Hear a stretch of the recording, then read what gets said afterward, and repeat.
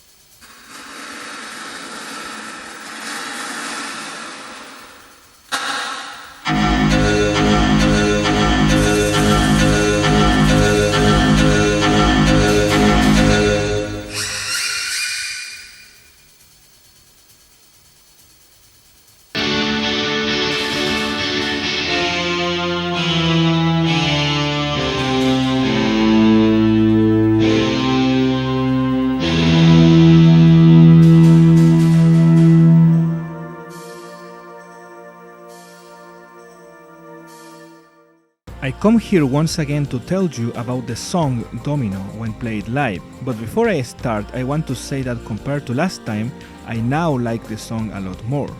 Well, I already covered a few things from this song, the audience participation, the visual effects, and a few differences to the album version.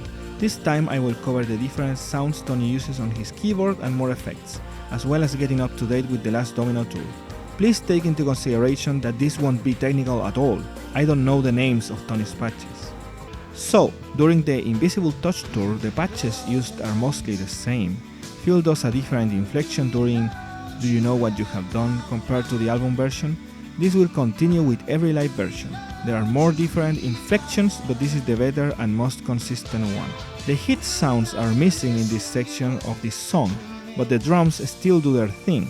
Then in the Silence and Darkness part, the synth patch for the chords are missing this kind of air sound. When we start the Last Domino, the playing is faster than the studio version. While Phil is singing, there is another higher voice falsetto in the background.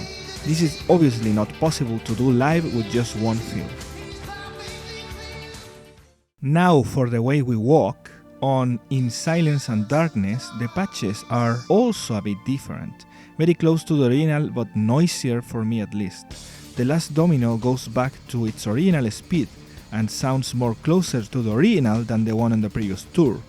The solo does have a little sound of oohs going on. The rest of the song continues similarly, but a bit slower. The screens really show like a prototype of what will happen on the Last Domino tour. The most they could do at the time. Now, Calling All Stations is one of the more interesting ones. The key was dropped, the patches are weird and the playing is different. They got back the air sound I mentioned earlier, the synths sound more electric, the acoustic drums sound more electric even. So far all okay, until the Silence and Darkness part. The patches are a bit too much, very noisy.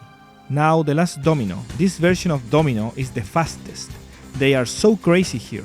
This version is almost 15 seconds shorter, while the one on the previous tour is a minute longer. Now for Tony's solo, the sound reminds me of the one on the previous tour, but also closer to the original album version.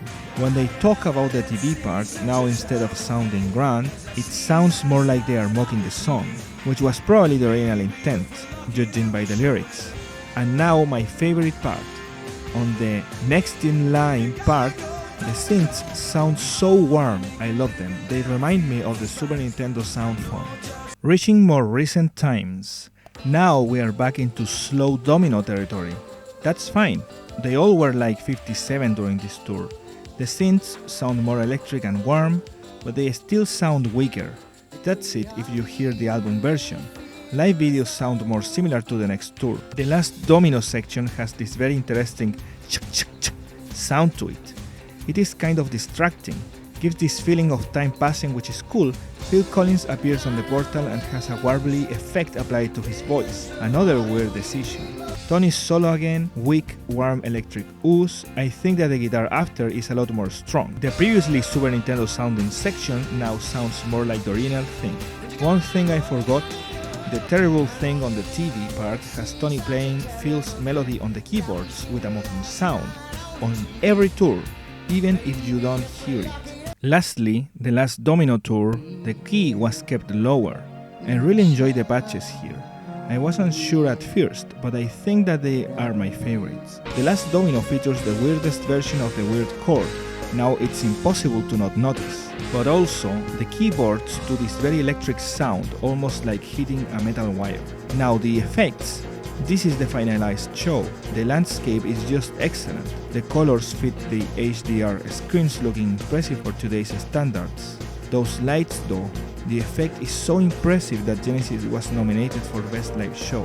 So in the end, the replaying of this song is more than justified. It's a piece that gives room for visual creativity. It's a medium to show how entertaining they can be live, while also being a journey song filled with more relatable pop melodies, complex changes and weird chords. After saying that I wish they never played this song again, I now can say that I regret not watching them play it live ever. I would have loved to assist the final tour, just for this song. Maybe not my favorite song, but definitely a must for a live music playing experience. That's all for me, and thanks for watching.